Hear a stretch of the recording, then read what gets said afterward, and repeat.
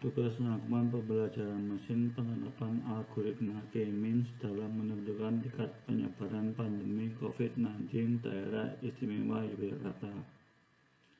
Assalamualaikum warahmatullahi wabarakatuh.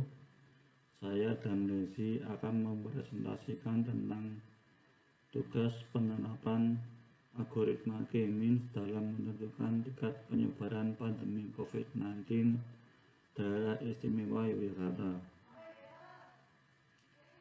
COVID-19 adalah penyakit menular dan ditandai oleh gejala pada bagian pernapasan akut.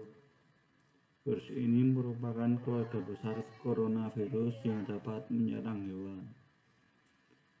Penularan virus ini terjadi jika adanya kontak antar sesama manusia. Penyakit ini adalah penyakit infeksi saluran pernafasan seperti flu.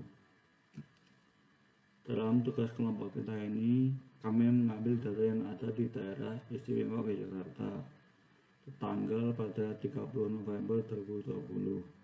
Sebanyak 5.963 kasus positif COVID-19 yang terlaporkan. Terkonfirmasi berjumlah 4.398 kasus, sembuh sebanyak 145 kasus kematian. Penyebaran kasus ini merata di provinsi daerah istimewa Yogyakarta karena cepatnya penyebaran hingga berdampak negatif pada semua bidang. Luasnya wilayah Yogyakarta memungkinkan adanya pengelompokan bagian-bagian berdasarkan wilayah di Yogyakarta. Pengelompokan ini akan menghasilkan titik-titik pusat penyebaran COVID-19. K-means merupakan salah satu algoritma clustering yang masuk dalam kelompok unsupervised learning yang digunakan dalam pengelompokan data. Pada algoritma K-means, komputer menerima data-data yang tidak diketahui kelasnya terlebih dahulu, lalu mengelompokkannya. Input yang diterima adalah data dan jumlah kelompok atau clustering itu, antara lain yang pertama adalah tahap pengumpulan data, 2 COVID-19 kasus, 3 algoritma K-means. Algoritma clustering adalah K-means yang digunakan untuk mengelompokkan data ke dalam cluster.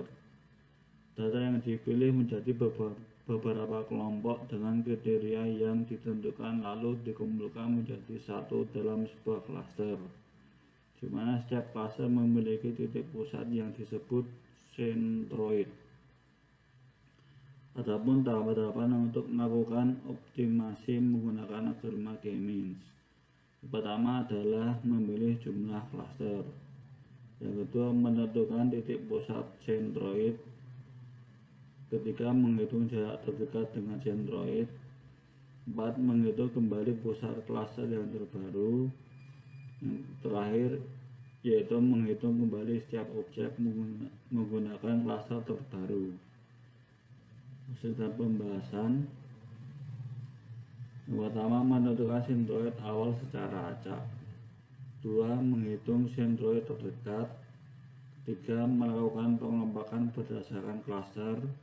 4, menentukan centroid baru untuk interaksi. 5, yang terakhir yaitu hasil akhir posisi cluster. Jadi berdasarkan hasil penelitian dan penghitungan menggunakan algoritma K-means dalam penyebaran COVID-19 di Yogyakarta, maka ditarik kesimpulan sebagai berikut. Yang pertama, pusat cluster yang diperoleh yaitu cluster pertama pada Kabupaten Sleman. Pada klaster kedua berada di Kabupaten Bantul, dan pusat klaster ketiga berada di Kabupaten Kulon Progo. Pada klaster pertama, penyebaran COVID-19 yang terbesar di Kabupaten Sleman dengan kasus positif dan kasus meninggal paling besar. Daerah-daerah pada klaster kedua dan klaster ketiga merupakan penyebaran kasus COVID-19 yang cukup potensial, sehingga harus menjadi perhatian pemerintah untuk penanganannya. Demikian tugas pembelajaran mesin saya bersama Rezi. Terima kasih. Wassalamualaikum warahmatullahi wabarakatuh.